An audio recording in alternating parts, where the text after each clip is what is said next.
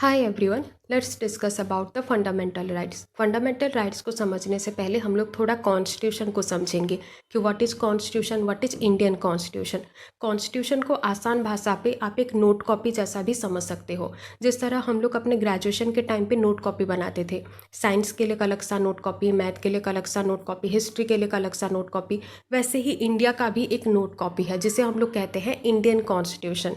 जिस तरह हम लोग अपने साइंस के नोट कॉपी पे सिर्फ साइंस के बारे पे ही लिखते हैं और मैथ के नोट कॉपी पे सिर्फ मैथ के बारे पे ही लिखते हैं, वैसे ही इंडियन जो कॉन्स्टिट्यूशन है यानी इंडिया का जो नोट कॉपी है, यहीं पे जो ज़्यादातर जो बातें लिखी गई है वो आपके इंडिया के बारे पे ही लिखी गई है।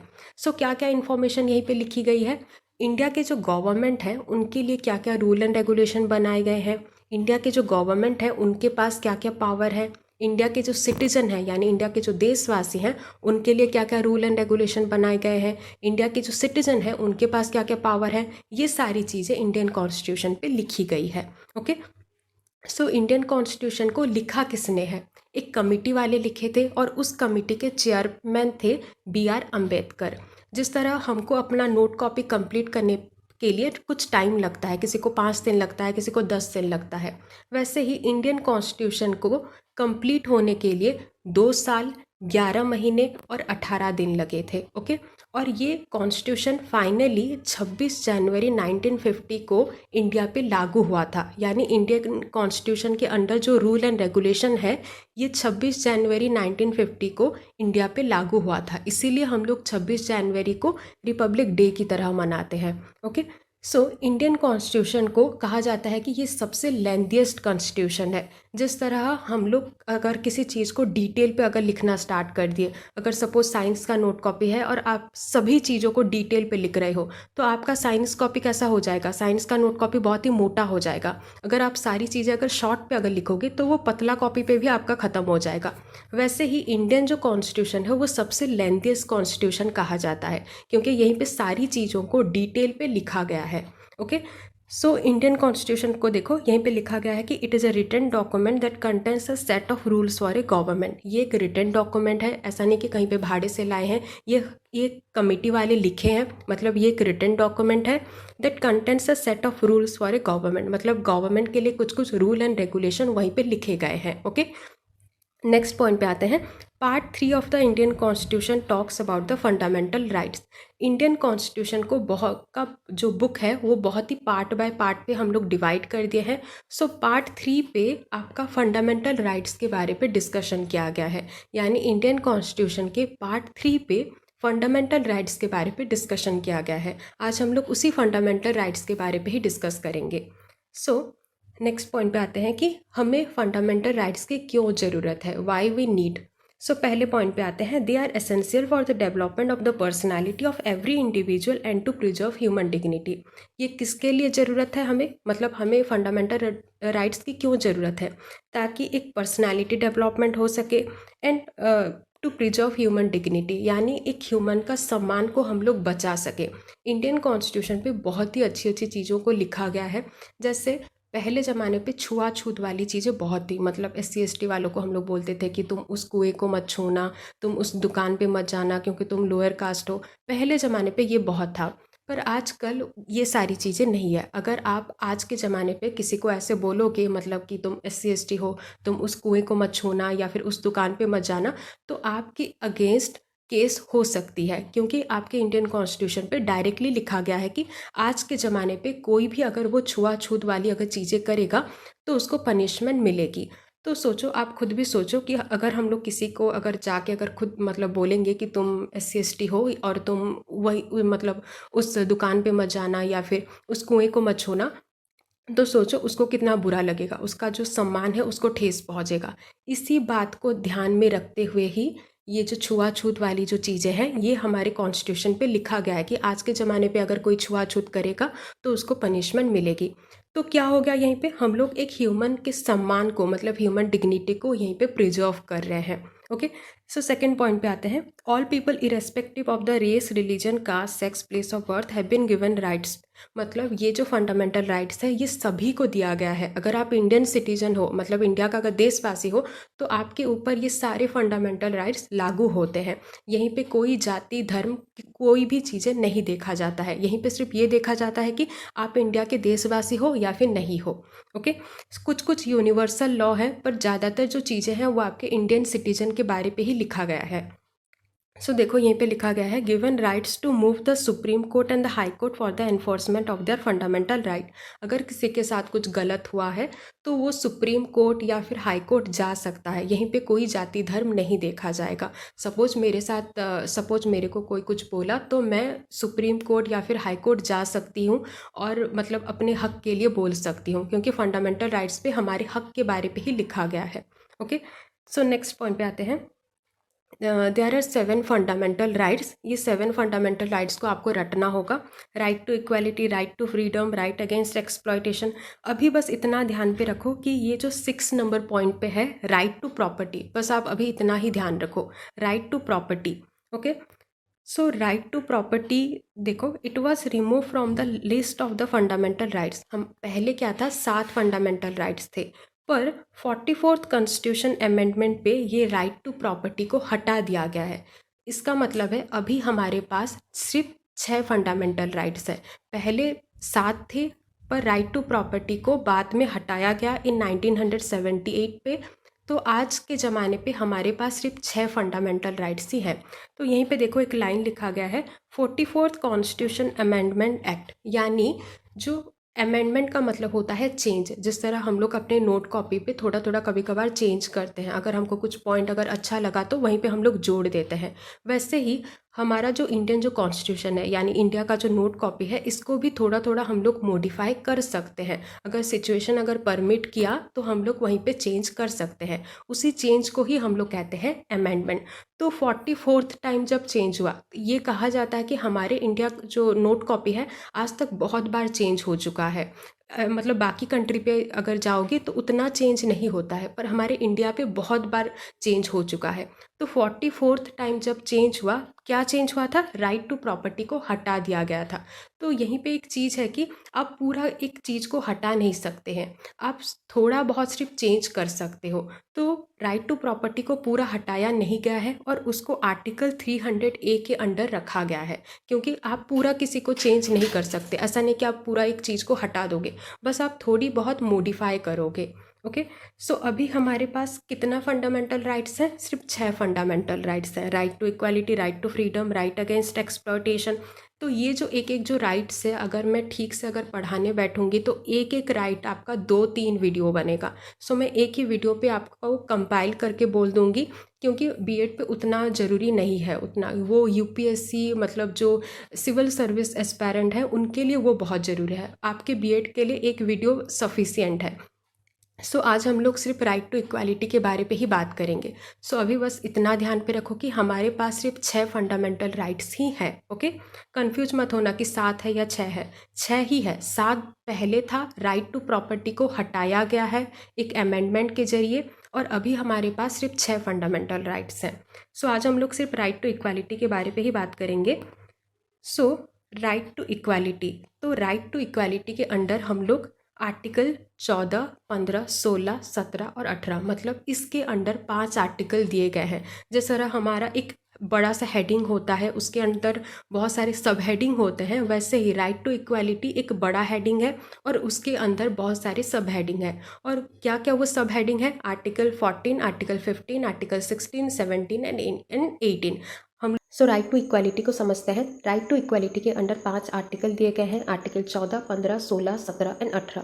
So let's start with the article 14। Article 14 ये बोल रहा है कि इक्वालिटी बिफोर लॉ, यानी कानून के सामने सब कोई इक्वल है।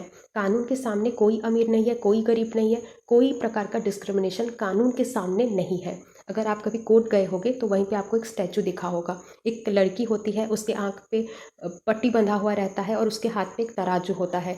इसका मतलब है कानून के सामने सब कोई इक्वल है, कानून के सामने कोई प्रकार का डिस्क्रिमिनेशन नहीं है। अगर आप क्राइम किए हो तो आपको सज़ा ज़रूर मिलेगी, वहीं पे कोई प्रकार का भेदभाव नहीं होता है कानून के सामने। ओके, सो आर्टिकल 14 क्या कह रहा है? इक्वालिटी बिफोर लॉ, यानी कानून के सामने सब कोई इक्वल है।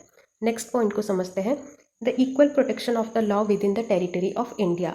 So the equal protection of the law, तो पहले क्या था? सिर्फ इक्वालिटी बिफोर लॉ ही था, पर बाद में ये पता चला कि इक्वालिटी बिफोर लॉ अपने आप पे सफिशिएंट नहीं है, इसीलिए equal protection of the law का कॉन्सेप्ट को इक्वालिटी बिफोर लॉ के अंडर जोड़ा गया है। So equal protection of the law क्या कहता है? Equal protection of the law कहता है कि इक्वल लोगों के लिए इक्वल वाली ट्रीटमेंट और अनइक्वल लोगों के लिए अनइक्वल वाली ट्रीटमेंट। इस कॉन्सेप्ट को थोड़ा समझते हैं। सपोज मान लो कहीं पे कुछ क्राइम हुआ है, ओके, और उस क्राइम पे 2 लोग इन्वॉल्व हुए हैं। सो एक जो आदमी है वो बहुत ही रिच है, बहुत ही उसके पास पैसा है, और एक जो आदमी है वो बहुत ही गरीब है। तो कानून के सामने क्या है? सबको इक्वल है, क्योंकि आर्टिकल 14 पे लिखा गया है कि कानून के सामने तो सबको ही सेम है, दोनों को एक ही प्रकार का सज़ा मिलेगा, कोई अमीर कोई गरीबी देखा नहीं जाएगा। तो जज साहब क्या किए? आर्टिकल 14 के देखते हुए दोनों को इक्वल सज़ा दी। तो जज साहब क्या किए? दोनों को 2-2 लाख का जुर्माना देने के लिए बोले, मतलब एज ए फाइन दोनों को 2-2 लाख रुपया देने के लिए बोले। तो जिसके पास बहुत पैसा है वो तो एक ही दिन पे 2 लाख दे के वो जेल से निकल जाएगा, पर जो गरीब है उसके लिए 2 लाख बहुत बड़ी बात है, उसको 2 लाख जोड़ने के लिए बहुत टाइम लगेगा। तो देखो यहीं पे हम लोग दोनों को सज़ा दे रहे हैं, पर जिसके पास पैसा है उसको उस सज़ा का कोई फ़र्क ही नहीं पड़ रहा है, जो गरीब है उसको उस सज़ा का फ़र्क पड़ रहा है। तो अगर हम लोग किसी को सज़ा दे रहे हैं और उसके ऊपर कोई फ़र्क ही नहीं पड़ रहा है तो वो सज़ा किस काम का? इसीलिए इक्वलिटी बिफोर लॉ के under equal protection of the law का कॉन्सेप्ट को जोड़ा गया है, क्योंकि यहीं पे 2 अनइक्वल लोग हैं, तो इन 2 अनइक्वल लोगों के लिए 2 अनइक्वल ट्रीटमेंट होना चाहिए, इक्वल ट्रीटमेंट नहीं होना चाहिए। ओके, सो इसीलिए ही equal protection of the law का कॉन्सेप्ट को इक्वलिटी बिफोर लॉ के अंडर जोड़ा गया है। और एक एग्जांपल समझते हैं, जैसे रेप केसेस पे ये होता है कि सपोज रेप केसेस पे 2 लोग इन्वॉल्व हैं, एक लड़के का जो एज है वो 18 के नीचे है और एक लड़के का एज जो है वो 18 से ऊपर है। तो जनरली क्या होता है, जो 18 साल के नीचे होते हैं उनको फांसी की सज़ा नहीं सुनाई जाती है, और जो 18 साल के ऊपर होते हैं उनको फांसी की सज़ा सुनाई जाती है। ये आपको पता भी होगा। क्यों है? क्योंकि यहीं पे 2 अनइक्वल लोग हैं, मतलब एक 18 साल के नीचे है और एक 18 साल के ऊपर है। तो जो 18 साल के नीचे होते हैं तो उनको हम लोग चाइल्ड वाले कैटेगरी पे रख देते हैं, क्योंकि हम लोग मानते हैं कि जो 18 साल के नीचे है वो उनका मतलब माइंड जो है उतना मैच्योर नहीं हुआ है, इसलिए हम लोग उनको वोट देने के लिए भी मना करते हैं। एक बार 18 एज को वो लोग क्रॉस कर लिए या फिर 18 हो गए, फिर हम लोग उनको वोट देने के लिए बोलते हैं, क्योंकि 18 साल के जो नीचे होते हैं उनको हम लोग इमेच्योर मानते हैं। इसीलिए 18 साल के नीचे जो भी क्राइम करते हैं उनको हम लोग फांसी की सज़ा नहीं सुनाते हैं, और उनको बस ऐसे ही कुछ फाइन देने के लिए बोलते हैं या फिर 2-3 साल ऐसे ही जेल पे रुकने के लिए बोलते हैं।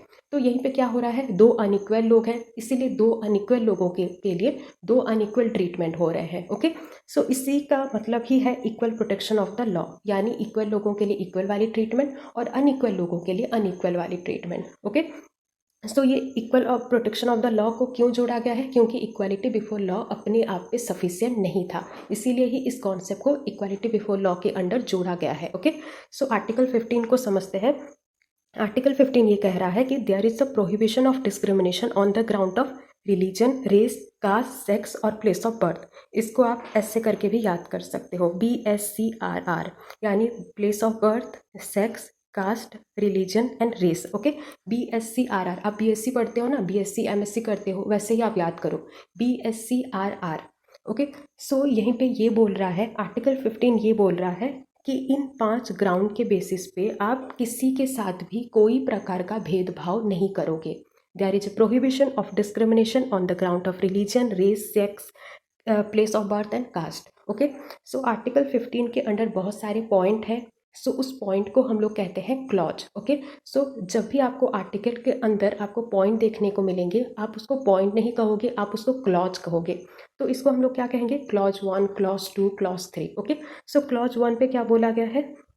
The state shall not discriminate against any citizen, यानी स्टेट किसी भी प्रकार का डिस्क्रिमिनेट नहीं करेगा टू एनी सिटीजन। यानी ये जो आर्टिकल 15 के अंडर जो रूल एंड रेगुलेशन है ये आपके सिर्फ सिटीजन के ऊपर ही लागू होते हैं। अगर कोई नॉन सिटीजन है यानी इंडिया का अगर कोई देशवासी नहीं है तो उसके ऊपर ये रूल एंड रेगुलेशन अप्लाई नहीं होंगे। ओके, सो यहीं पे डायरेक्टली बोला गया है कि ये जो रूल रेगुलेशन है ये सिर्फ सिटीजन के ऊपर ही लागू होते हैं।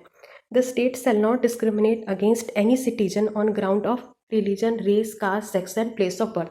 मतलब गवर्नमेंट बिल्कुल भी डिस्क्रिमिनेट नहीं करेगा on the basis of religion, race, caste, sex and place of birth. Okay, so clause 2 क्या बोल रहा है कि किसी भी प्रकार का भेदभाव नहीं किया जाएगा on the basis of religion, race, caste, sex with regard to access to shop. यानी अगर आप कोई शॉप पे जाना चाहते हो यानी कोई दुकान पे जाना चाहते हो तो कोई भी आपको मना नहीं करेगा कि आप उस जाति के हो या फिर उस धर्म के हो। तो ये सब कुछ मतलब मना किया गया है। ओके, ये सारा प्रोहिबिटेड किया गया है। मतलब सबको मतलब सभी शॉप पे जा सकते हैं, सब कोई सभी पब्लिक रेस्टोरेंट पे भी जा सकते हैं, होटल पे जा सकते हैं। कोई पब्लिक एंटरटेनमेंट है मतलब कोई पब है या फिर कोई थिएटर है तो वो वहीं पे भी जा सकते हैं, कोई डिस्क्रिमिनेशन नहीं है। ओके, सो देखो यहीं पे 2 के अंडर आपको ए पॉइंट लिखा होगा। सो आपका जैसे होता है ना हेडिंग, फिर उसके अंदर हम लोग सब हेडिंग डालते हैं, वैसे ही ये जो क्लॉज जो 2 है इसको हम लोग कहते हैं sub clause. Okay, so sub clause A पे वही लिखा गया है कि सब कोई सभी शॉप, रेस्टोरेंट, होटल को एक्सेस कर सकते हैं, कोई डिस्क्रिमिनेशन नहीं है। सो सब क्लॉज 2 पे क्या सब क्लॉज बी पे क्या बोला है कि सब कोई मतलब सब कुछ मतलब जो वेल है उसको एक्सेस कर सकते हैं, बाथिंग घाट को एक्सेस कर सकते हैं। यहीं पे कोई भी प्रकार का डिस्क्रिमिनेशन नहीं है। मतलब आप किसी को भी नहीं कहोगे कि आप उस कुएं को एक्सेस मत करो क्योंकि आप उस जाति के हो, या फिर आप किसी को भी ये नहीं कहोगे कि तुम ये वाला घाट मत यूज करो क्योंकि आप उस धर्म के हो। तो आप ऐसी प्रकार का कोई भी डिस्क्रिमिनेशन नहीं करोगे। ओके, आपके आर्टिकल 15 पे ये लिखा गया है। सो आर्टिकल 15 के अंडर जो आपका क्लॉज 3 है, सो आपके क्लॉज 1 और क्लॉज 2 पे ये बोल रहा है कि आप किसी भी प्रकार का किसी के साथ भी भेदभाव नहीं करोगे on the basis of BSC-RR। Okay, so clause 3 और 4 थोड़ा डिफरेंट है, तो क्लॉज 3 और 4 को थोड़ा ध्यान से समझो। तो क्लॉज 3 और 4 किसके बारे में बात करता है? क्लॉज 3 और 4 पॉजिटिव डिस्क्रिमिनेशन के बारे में बात करता है। तो आपको अभी ये एक डाउट आ रहा होगा कि डिस्क्रिमिनेशन का मतलब तो होता है भेदभाव, जो कि बहुत ही गलत चीज़ है। तो पॉजिटिव डिस्क्रिमिनेशन का मतलब क्या है? तो हमारा कॉन्स्टिट्यूशन ये राइट्स क्यों दिए हैं? ताकि हमारी सोसाइटी एक बेहतरीन सोसाइटी बने। तो बेहतरीन सोसाइटी का मतलब ये नहीं है कि हम लोग सिर्फ अच्छे अच्छे रूल एंड रेगुलेशन डाल देंगे। बेहतरीन सोसाइटी का मतलब ये है कि जो बैकवर्ड पे रह गए हैं, मतलब जो थोड़ा पीछे रह गए हैं, उनको भी हमको आगे लाना है। कॉन्स्टिट्यूशन का यही विजन है, मतलब उसका वही सपना है कि जो पीछे रह गए हैं उनको भी आगे लाना है। ओके, इसीलिए हम लोग पॉजिटिव डिस्क्रिमिनेशन करते हैं। मतलब पॉजिटिव डिस्क्रिमिनेशन अलाउड है। जैसे हम लोग कहते हैं ना, आप अपने घर वालों से सुने होंगे कि अगर हम लोग किसी को झूठ बोल रहे हैं और वो झूठ से किसी का भला हो रहा है तो वो झूठ झूठ कहलाया नहीं जाता है।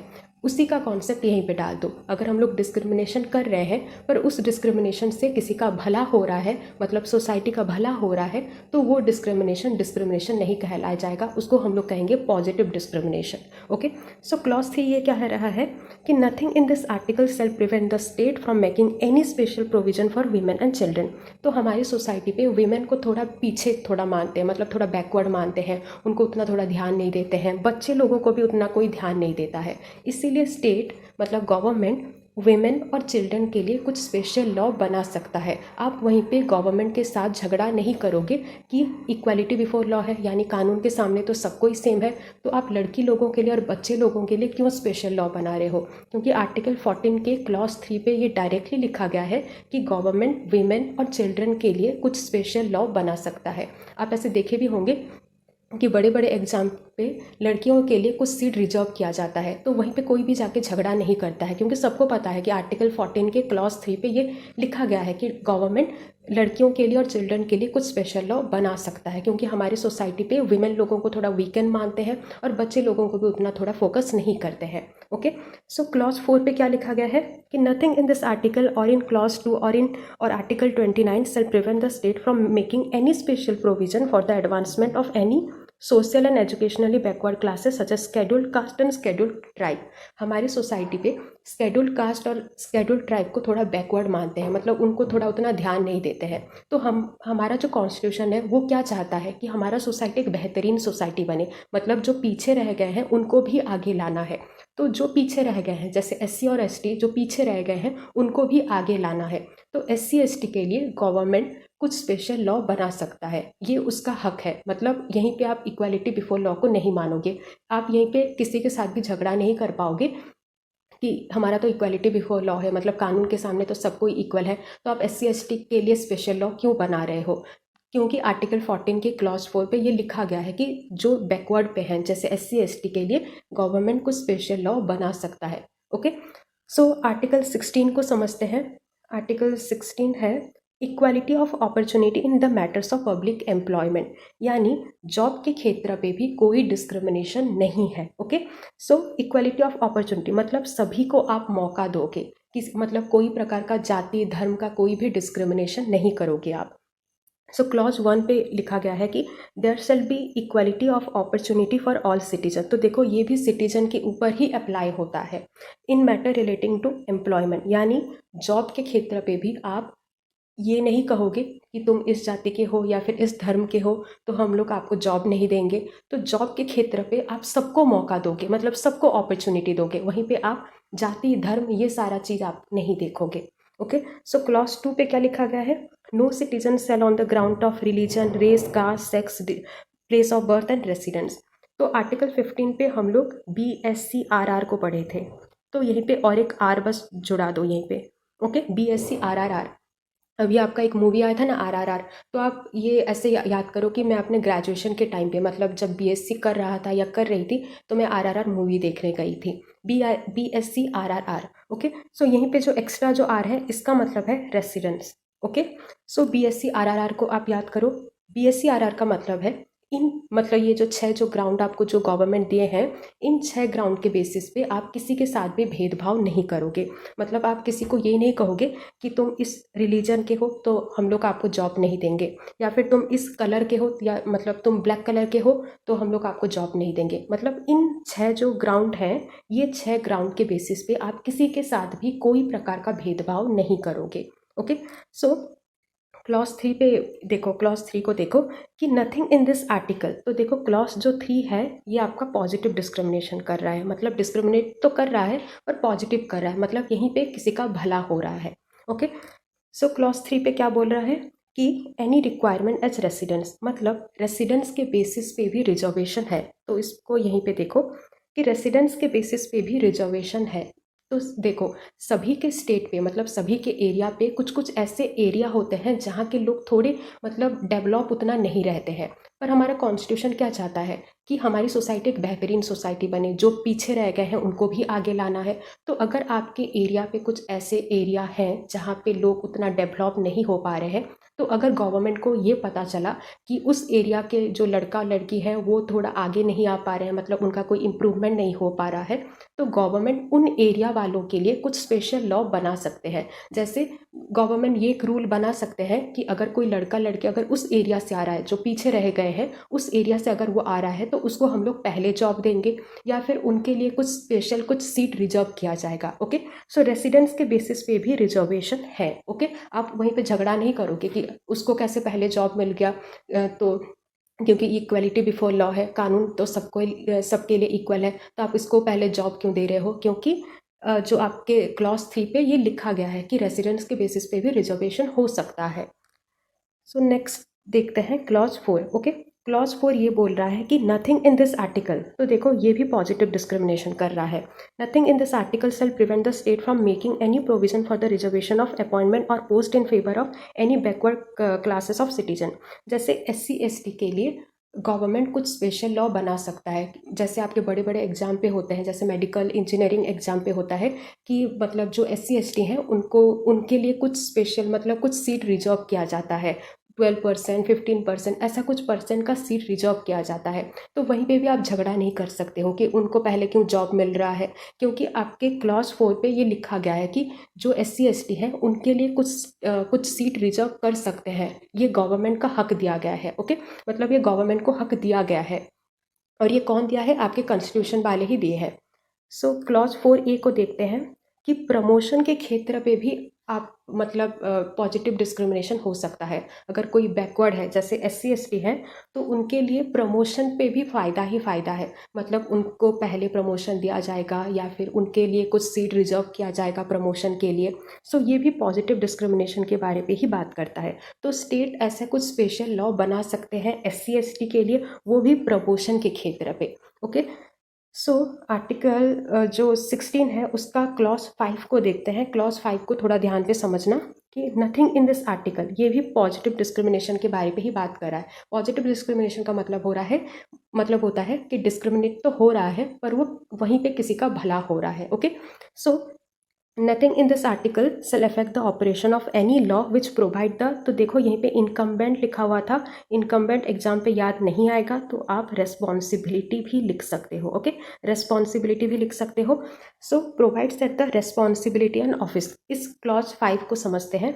सपोज कोई एक ऑफिस है, कोई मुस्लिम का ऑफिस है, तो ये मुस्लिम वाले ऑफिस ऐसा कुछ भी नहीं करेंगे, मतलब ये नहीं करेंगे कि हमारे मुस्लिम के ऑफिस पे जितने भी काम करेंगे, देखो एक ऑफिस पे बहुत सारा काम होता है, कोई क्लर्क का काम करता है, कोई रिसेप्शनलिस्ट का काम करता है, तो उस ऑफिस पे जितने भी काम करेंगे वो सब मुस्लिम ही होंगे, ऐसा कहीं पे भी नहीं लिखा गया है। ओके, अगर एक ऑफिस है और वो कोई पर्टिकुलर रिलीजियन से कोई बिलोंग करता है, तो उसके अंडर जो भी काम करेंगे वो कोई भी काम कर सकता है। मतलब इसके अंडर हिंदू भी लोग भी काम कर सकते हैं और क्रिश्चियन वाले भी काम कर सकते हैं। अगर कोई मुस्लिम ऑफिस है और वो बोल रहा है कि हमारे ऑफिस पे सिर्फ मुस्लिम वाले ही काम करेंगे, तो ये आपके खिलाफ है, मतलब आपके कॉन्स्टिट्यूशन के खिलाफ है, मतलब आपका जो फंडामेंटल राइट्स है उसके अगेंस्ट है, क्योंकि आपके क्लॉज 5 पे ये डायरेक्टली बोला गया है कि अगर कोई ऑफिस है और वो कोई रिलीजियन से बिलोंग करता है, मतलब कोई धर्म से बिलोंग करता है, तो वहीं पे जितने भी काम करेंगे, मतलब वो ऑफिस के रेस्पॉन्सिबिलिटी, तो देखो इनकम्बेंट पे हम लोग रेस्पॉन्सिबिलिटी लिखे थे, मतलब वो ऑफिस के जितने भी लोग जो काम करते हैं, मतलब वो ऑफिस का रेस्पॉन्सिबिलिटी लेते हैं, तो वो जो लोग हैं, ऐसा नहीं है कि वो सिर्फ वो पर्टिकुलर धर्म से ही बिलोंग करते होंगे, मतलब belonging to a particular denomination, मतलब उसी पर्टिकुलर धर्म के होंगे, ऐसा नहीं है। ओके, सो अगर कोई हिंदू का भी कोई ऑफिस है, तो उसके अंदर हिंदू वाले भी काम कर सकते हैं, मुस्लिम वाले भी काम कर सकते हैं और क्रिश्चियन वाले भी काम कर सकते हैं। ओके, सो आई होप कि आपको क्लॉज 5 अच्छे से समझ में आया होगा। सो आर्टिकल 17 को समझते हैं। आर्टिकल 17 क्या बोल रहा है? Abolition of untouchability. तो देखो पहले ज़माने पे ये छुआछूत वाली चीज़ें बहुत थी, मतलब हम लोग SC ST वालों को नहीं छुएंगे, अगर कोई SC ST है तो उसको बोलते थे कि तुम उस कुएं को मत छूना, तुम उस दुकान पे मत जाना। तो पहले ये छुआछूत वाली चीज़ें बहुत थी, पर अगर आज के ज़माने पे कोई छुआछूत को प्रैक्टिस कर रहा है तो उसको सज़ा मिलेगी, मतलब उसको पनिशमेंट मिलेगा। एबॉलिशन का मतलब है हटाया गया है, मतलब जो अनटचेबिलिटी पहले ज़माने पे प्रैक्टिस किया जाता था उसको हटाया दिया गया है। आज के ज़माने पे अगर कोई अनटचेबिलिटी को प्रैक्टिस करेगा, यानी छुआछूत को प्रैक्टिस करेगा, तो उसको सज़ा मिलेगी। Okay, so article 17 so article 18 कह रहा है एबॉलिशन ऑफ टाइटल, यानी टाइटल को हटा दिया गया है। तो यहीं पे टाइटल का मतलब वो नहीं है जो आप अपने नाम के पीछे लगाते हो, जैसे है अग्रवाल या फिर शेख। तो यहीं पे इस वाले टाइटल के बारे पे बात नहीं किया जा रहा है। यहीं पे टाइटल का मतलब अलग है। टाइटल का मतलब है, इसको थोड़ा ठीक से समझो। तो जब ब्रिटिश गवर्नमेंट का जब राज चल रहा था, तब वो लोग क्या करते थे, लोगों को ऐसे कुछ कुछ टाइटल देते थे, जैसे नवाब, दीवान, राय बहादुर, राज बहादुर, महाराजा, इस टाइप का टाइटल वो लोग देते थे। अगर सपोज उनको आपका काम बहुत पसंद आ गया तो वो लोग आपको एक टाइटल देंगे। सपोज आपका नाम है राम अग्रवाल, तो वो लोग आपको एक ऐसा टाइटल दे देंगे कि नवाब राम अग्रवाल। तो जब आप अपने सोसाइटी पे बोलोगे कि मेरा नाम नवाब राम अग्रवाल है, तो लोगों के मन में एक ऑटोमेटिकली एक इनइक्वालिटी आ जाती है। पर हमारा कॉन्स्टिट्यूशन ये सब नहीं चाहता है। हमारा कॉन्स्टिट्यूशन चाहता है कि सब में एक इक्वालिटी हो, सोसाइटी पे किसी भी प्रकार का कोई भी इनइक्वालिटी ना रहे। इसी को ध्यान में रखते हुए ही इन सारे टाइटल को हटा दिया गया है। यानी आज के ज़माने पे आप अपने नाम के आगे या फिर पीछे नवाब, दीवान, महाराजा, राय बहादुर, राज बहादुर इस टाइप का टाइटल आप अपने नाम के आगे पीछे नहीं जोड़ सकते हैं। ओके, सो क्लॉज 1 क्या कह रहा है? No title not being a military और academic distinction shall be conferred by the state. इस लाइन को थोड़ा ध्यान से समझो। तो देखो यहीं पे दो पॉइंट के बारे में बात किया जा रहा है, मिलिट्री और एकेडमिक सेक्शन। अगर आप मिलिट्री सेक्शन पे हो, जैसे आपका अभी एक मूवी आया था शेरशाह, वहीं पे कैप्टन विक्रम बात्रा के बारे पे बताया गया है। तो वहीं पे कोई भी विक्रम बात्रा नहीं कहते थे, वहीं पे सभी लोग कैप्टन विक्रम बात्रा कहते थे।